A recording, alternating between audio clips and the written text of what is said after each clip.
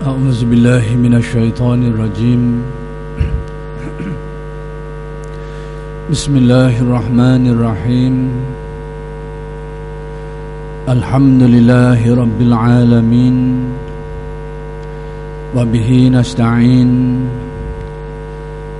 اللهم صل وسلم وبارك على سيدنا محمد وعلى آله وصحبه في كل لمحة ونفس عدد ما وسعه علم الله رب اشرح لي صدري ويسر لي أمري واحلل عقدة من لساني يفقه قولي ولا حول ولا قوة إلا بالله العلي العظيم إلهي أنت مقصودي ورضاك مطلوبي أعطني محبتك ومعرفتك. السلام عليكم ورحمة الله تعالى وبركاته. الحمد لله wa syukurillah. Segala puji bagi Allah yang telah memberikan hidayah dan taufik. Mudah-mudahan kita sentiasa dikurniakan Allah hidayah dan taufik. Kuliah Masjid Abidin pada malam ini ingin menyempurnakan huraian terhadap kalam hikmat Syekh Ahmad Ibnu Athaillah Al-Iskandari radhiyallahu anhu yang ke-57. Kalam hikmat ini adalah menjelaskan secara khusus berkait dengan zikir dan tingkatan-tingkatannya. Sudah dijelaskan di dalam kalam hikmat ini betapa zikir itu dari sudut pandangan ahli tasawuf mempunyai tingkatan-tingkatan yang tertentu, yaitu apa yang mereka namakan sebagai zikir ghaflah ataupun zikir lisan, yang boleh dijelaskan bahawa maksudnya orang yang hanya berzikir dengan mulutnya sahaja atau dengan sebutannya sahaja dalam keadaan hatinya lupa.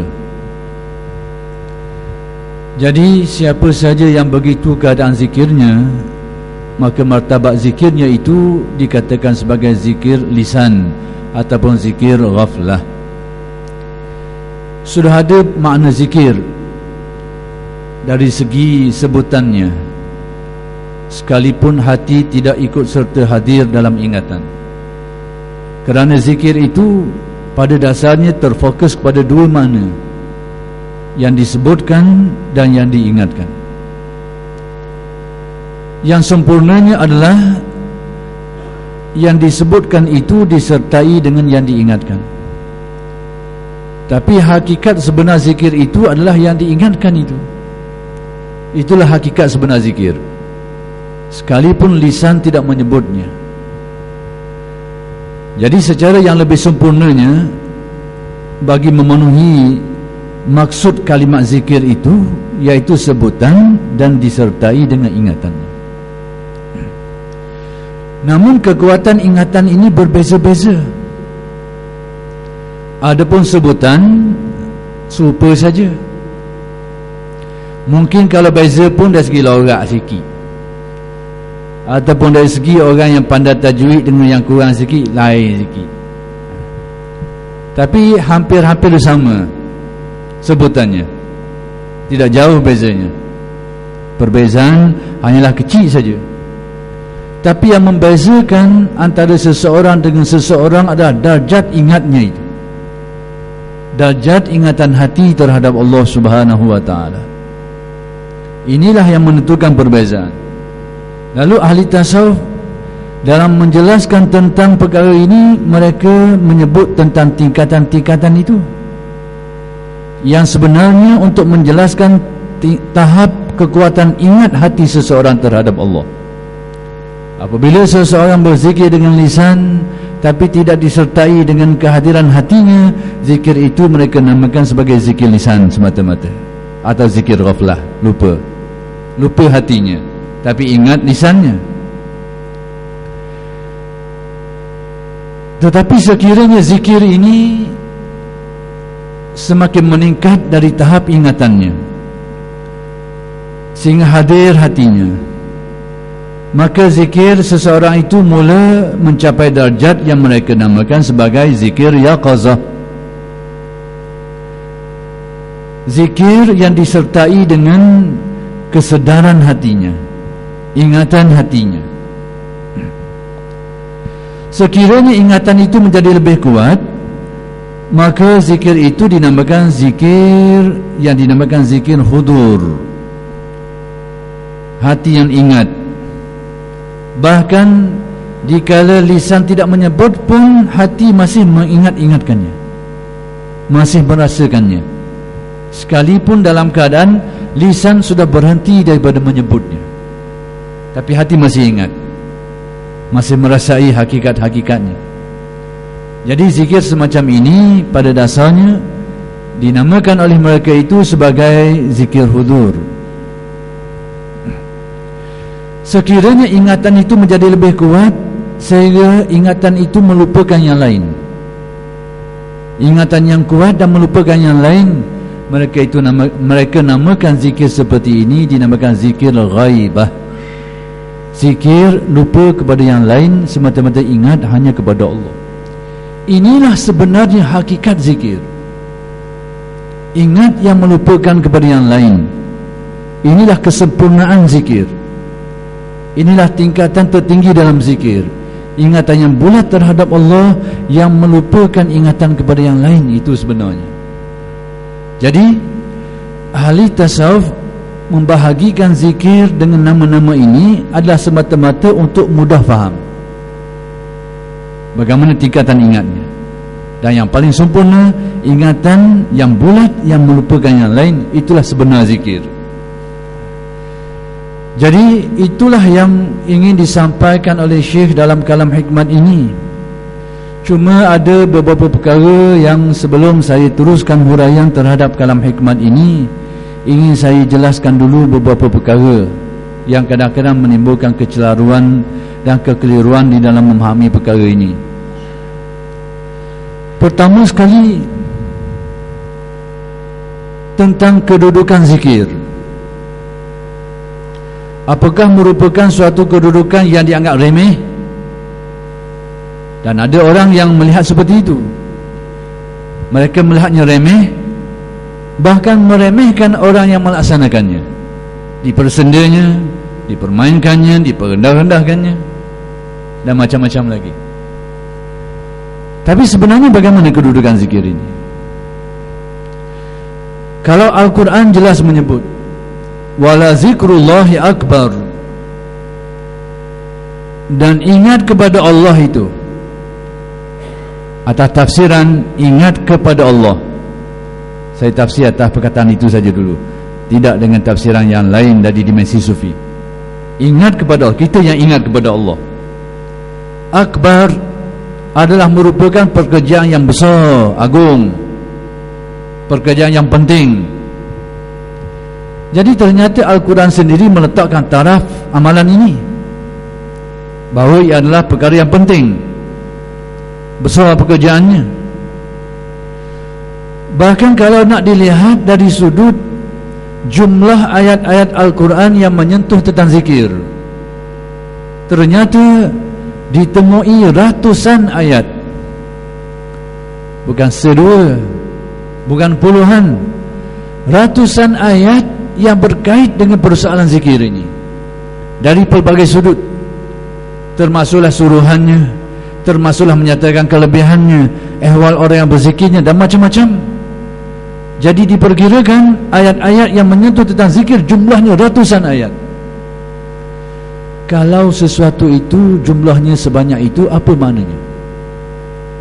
Kalau kita menyuruh anak kita, kita suruh dia buat satu perkara, pada kita suruh dia sekali, lepas tu kita tak suruh sangat, apa makna? Perkara tu kurang penting sangat lah pada kita. Kan bos sekali dah ya, Tapi sekiranya perkara itu penting pada kita, suruh sekali tak jadi, suruh lagi, pangkangan suruh, kakang suruh, 10 hari suruh. Kenapa orang mengambil sikap itu? Kerana dilihatnya perkara yang nak disuruh itu ada kepentingan yang tertentu. Kalau ada penting, kabar sekali ya, patut lelak gitu. Jadi dilihat dari sisi jumlah ayat-ayat Al-Quran, itu tak bercampur hadis lagi. Jumlah ayat-ayat Al-Quran yang menyentuh tentang zikir ini begitu banyak sekali. Cukup bahawa kedudukan ini untuk menyatakan kelebihan zikir. Cukup yang itu. Kemudian kalau dilihat dalam hadis, jumlahnya pun begitu juga. Bahkan ada hadis yang secara jelas menjelaskan tentang kepentingannya, menyatakan kedudukannya dulu sebelum dibicarakan. Sebab ada hal yang ingin saya jelaskan. Sebelum saya jelaskan ini, saya terpaksa kemukakan ini dulu sebagai landasan syaraknya tentang Al-Quran dan hadisnya tentang perkara ini. Sebab ada orang kadang-kadang mengatakan, "Ali tasawuf ni main zikir je, jadi apa? Dah boleh buat sekolah dengan zikir." Dia kata gitu. Boleh buat rumah. Apa dah kata tak? Dah semayang boleh buat sekolah. Kata gitu tak? Dah kata pula gitu. Sebab dia tahu dah semayang kau. Memanglah perbuatan itu secara direct dah lewat benda. Tapi apa kesan orang yang melaksanakannya? Tidakkah itu menggerakkan seseorang untuk melakukan suatu kebaikan yang besar? Tengok dari sisi itu, jangan tengok dari segi perbuatan itu. Jadi saya kata gini sebab kita dengar suara-suara tu dah boleh buat benda zikir tu, menjadi kaya. Boleh buat sekolah, boleh buat negara. Dia tanya kaya situ pula dah. Bahagia gambar sungguh. Macam-macam peseng kita ni dah.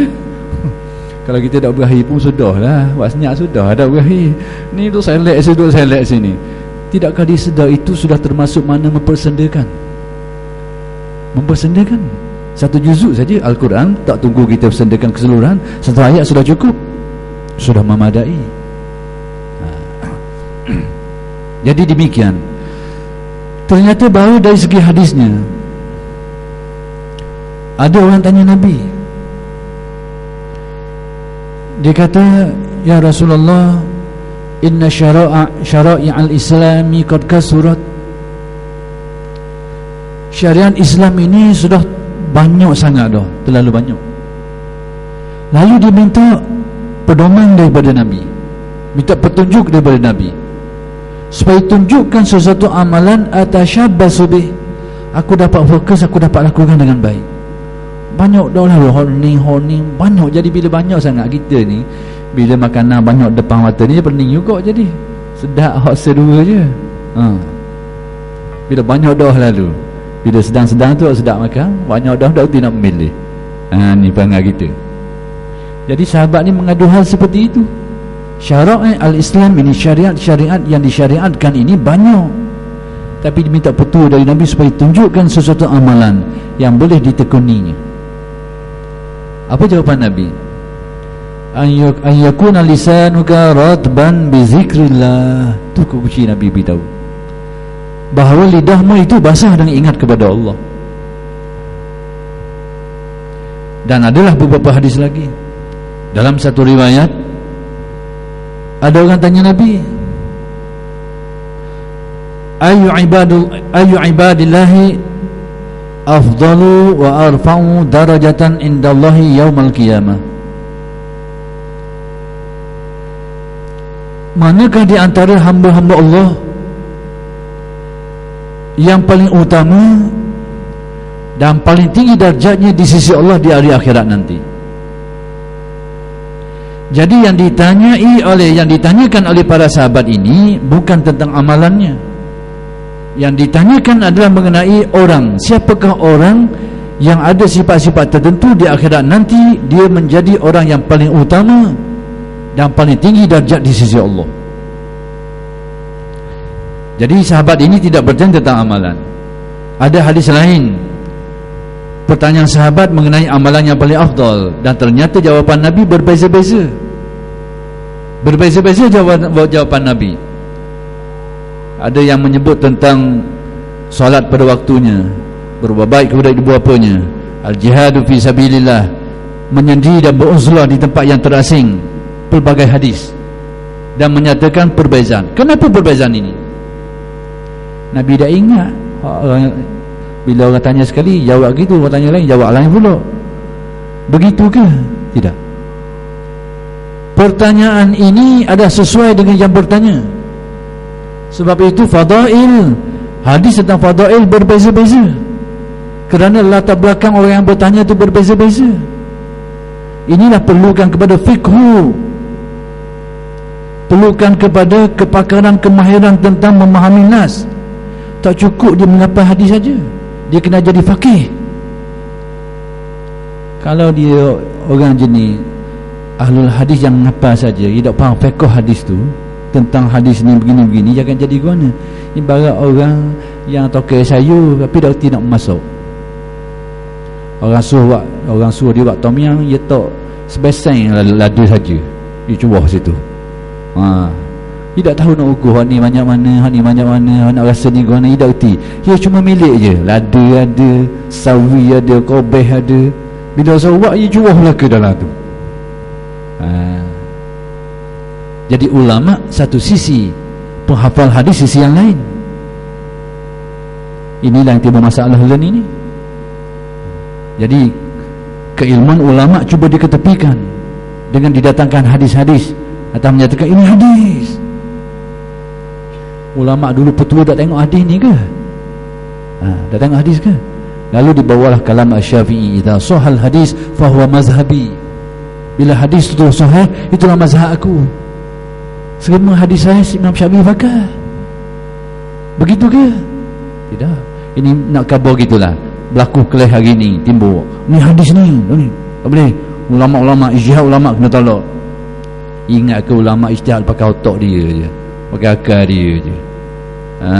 Tu nak khabar ni beza antara orang tukang masak pandai lain dengan tukang sayur lain.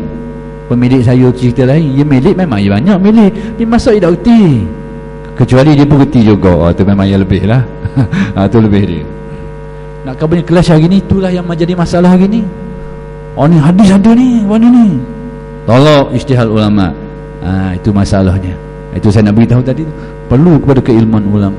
Jadi berkait dengan fadail, fadailul amal, ternyata jawapan Nabi berbeza-beza.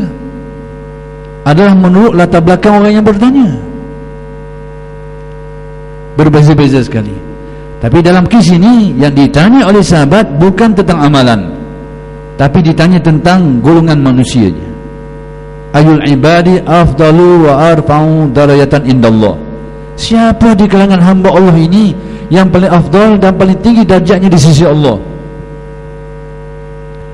Lalu apa jawapan Nabi? Nabi beritahu sejawapan dia, tak ada pilihan. Tak ada pilihan lain dalam hadis ini. Az-zakiruna Allah katsira wa zakirat.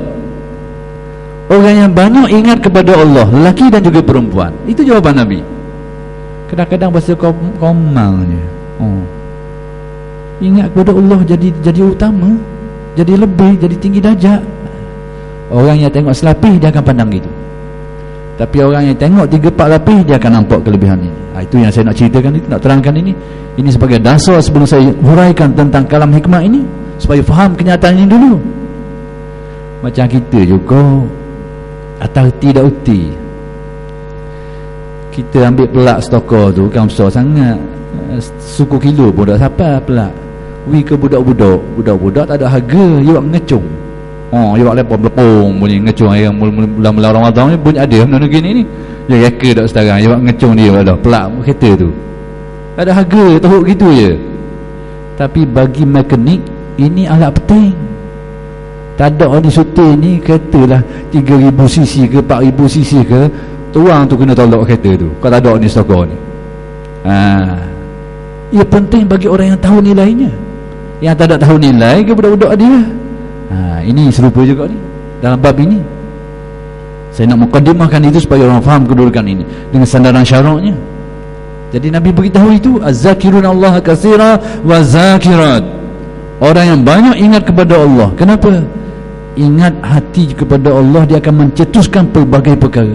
yang akan menggerakkan seseorang ke arah amal-amal yang akan dilakukan nanti. Dia sebagai penggerak, pencetus.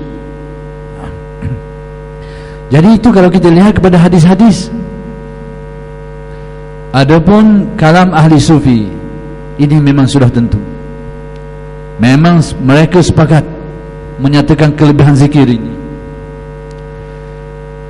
Pandangan yang dikemukakan oleh tokoh-tokoh ahli sufi adalah sepakat dalam perkara ini.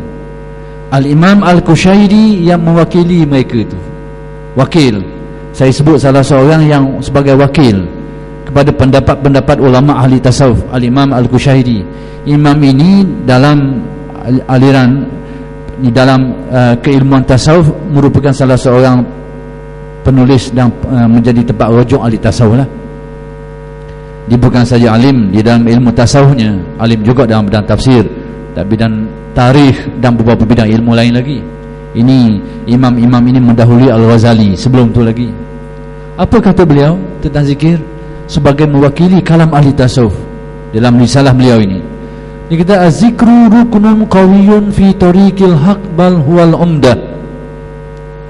Zikir ini, kata Qushairi, ruknun qawiyyun fi tariqil haq, merupakan tunjang utama dalam perjalanan manusia menuju kepada Allah.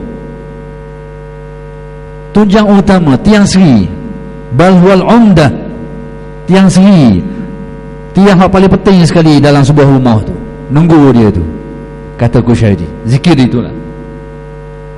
Bahkan kata Al-Qushairi, wala yasilu ahadun ilallahi illa bidawami zikri.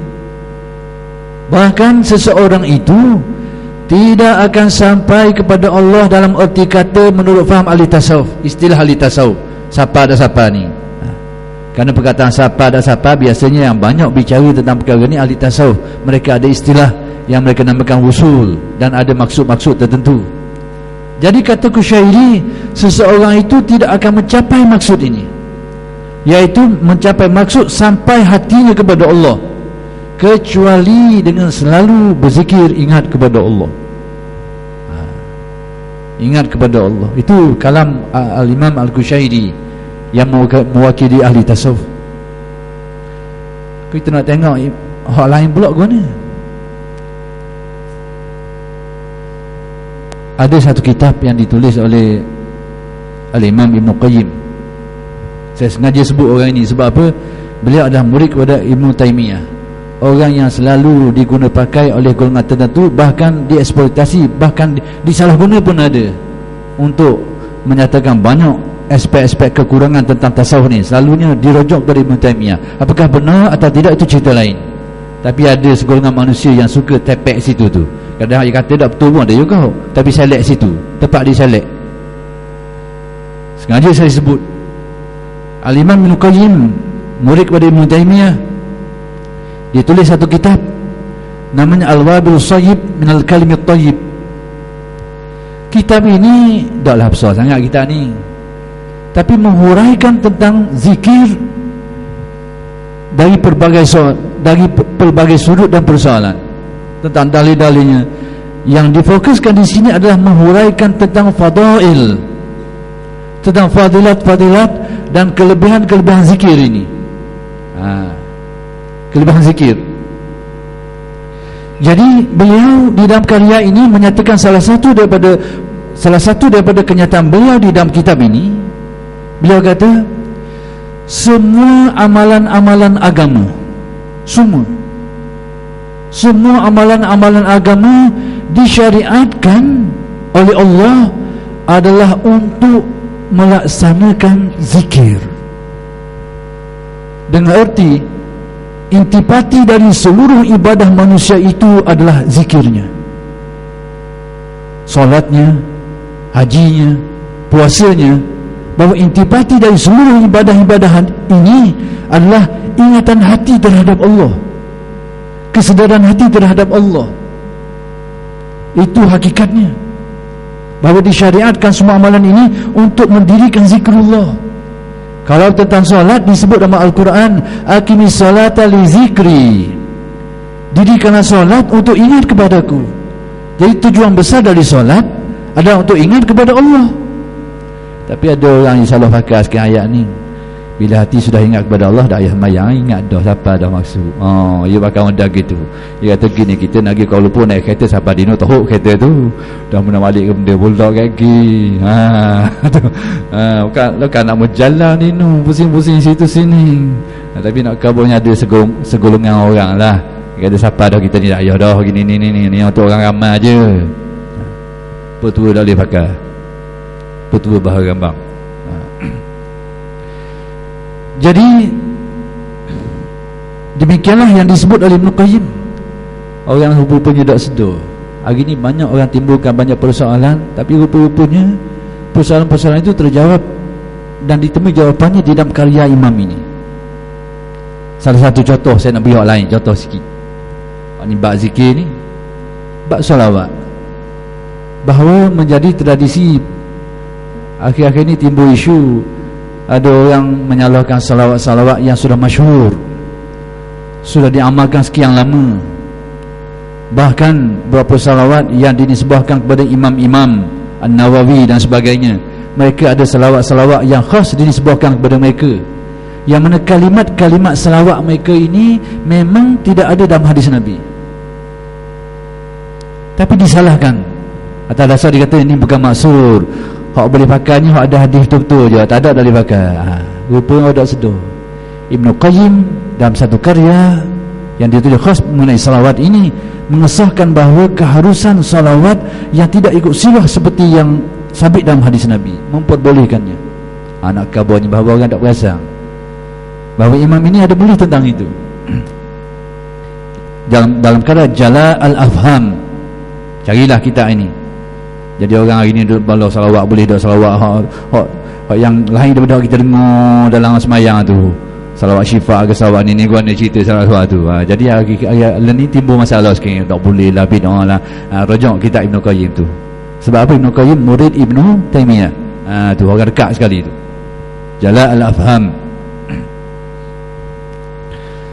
Jadi itu berkait dengan zikir. Tentang kelebihan-kelebihannya jelas dinyatakan oleh Imam ahli tasawuf lebih-lebih lagi lah. Kemudian ada satu isu selagi bila zikir ni dan dibicarakan ahli tasawuf, terutamanya zikir yang melibatkan ingatan terhadap Allah melupakan yang lain. Timbul cerita lain pula dah selagi ni duk mengatik berzikir apa dah ingat benda ni macam sasar ni guna cerita ni. Mari itu pula dah ayuh zikir banyak-banyak ni pada ingat ke diri ni. Mana pula kita cukup dah sembahyang, cukup dah tak payah zikir banyak-banyak. Tidak dengar ayat Al-Quran, fa idza qadaitumus salata fazkurullah. Nampak kau ni, bila kamu selesai mendirikan salat, lalu teruslah ingat kepada Allah. Memanglah salat itu sudah zikir, tapi nak zikir lepas tu nak buat guna pula. Jadi timbul suara-suara ni banyak dah zikir banyak. Nak kabarnya tak punya orang zikir banyak tu je. Siapa ingin malah tak? Ya malah. Lepas tu nak suruh orang macam dia juga. Molek benar begitu. Ni dia. Jadi macam-macam kera ni. Timbul isu sikit, saya nak kait sikit lah sebelum kita jelas ni. Sebab berkait dengan kalam hikmat ini, zikir yang melupakan yang lain. Jadi orang cuba membayangkan secara salah, zikir selalu ingat benda macam orang sasar. Begitu ke? Tidak. Kena faham maksud mereka itu. Asyik maksudnya, asyik macam orang muda tengah bercerita kawan ni. Tengok siapa dia, tak ada orang lain, tengok orang tu je. Tengok mamak ke doloh ke, dia tak yang buat orang lain tu. Sebab apa? Akal dia mabuk ni. Akal dia. Waktu orang tak marah. Orang tak cakap mana. Tapi nak kabarnya itu tabi'i manusia. Bila hati dia asyik, dia seolahnya melupakan yang lain. Dan perkara ini juga berlaku dalam zikir. Berlaku. Cuma saya nak kabarnya ada orang mengulas cara duk sihat. Zikir sampai dah ingat ke diri ni. Mana cerita ni? Saya nak beritahu satu hadis Nabi je. Nabi menjelaskan sabaqal mufarridun. Golongan mufarridun mendahului, duduk depan. Para sahabat tanya, "Man hum ya Rasulullah?" Siapa mereka ini?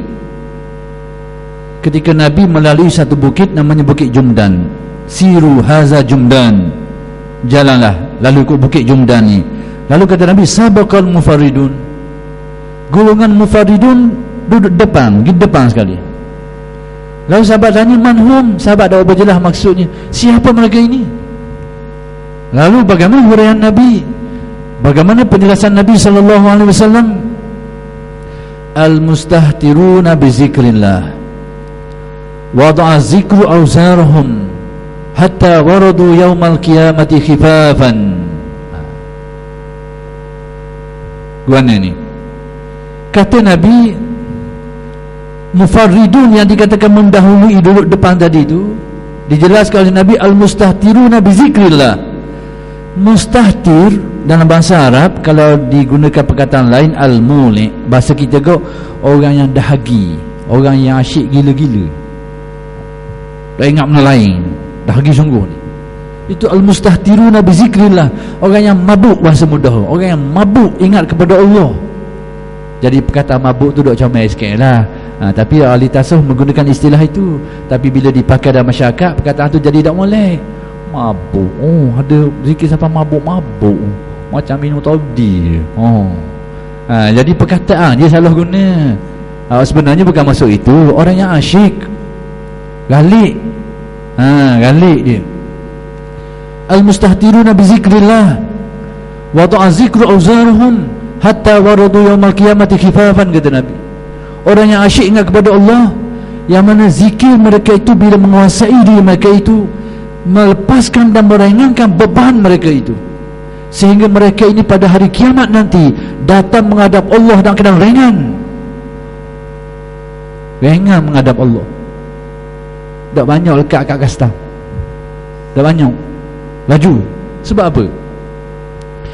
Al-Imam Ad-Dahlawi, Al-Imam Ad-Dahlawi ni seorang ahli hadis, al-muhaddis. Zaman-zaman dulu, dua tradisi keilmuan ini tidak terpisah. Ahli hadis dalam masa yang sama dia ada ahli sufi. Hak learning yang dia pecah. Ahli hadis saja, lepas tu jadi mujassimah pula tu, setengahnya lah. Kalau ahli sufi saja. Zaman dulu tidak. Dua ilmu ni bergabung. Salah seorang daripada tokoh besar inilah yang tokoh yang saya nak cerita ketika nak menghuraikan tentang hadis ini. Al-Imam Ad-Dahlawi ni dia ahli hadis, tapi dia juga ahli sufi dan ahli tarekat. Inilah yang menjadikan seseorang rasa kebingungan. Guana ada ahli hadis ni tiba dengan tarekat. Oh, ia bahasa pelik. Padahal zaman dulu memang ahlinya begitu. Ahmad Al-Kushashi, Ibrahim Qurani, tradisi ulama-ulama haramain, mereka itu adalah juara dalam bidang hadis, tapi mereka juga ahli sufi yang terkenal. Jadi dua ilmu ni serasi sekali, bergerak sekali. Sebab apa ada orang rasa heran, warna ni ya ahli hadis tiba-tiba main tarekat juga ni, dia tasawuf. Seolah-olah anggap macam ni pelaga belawang ni. Ada orang rasa gitulah.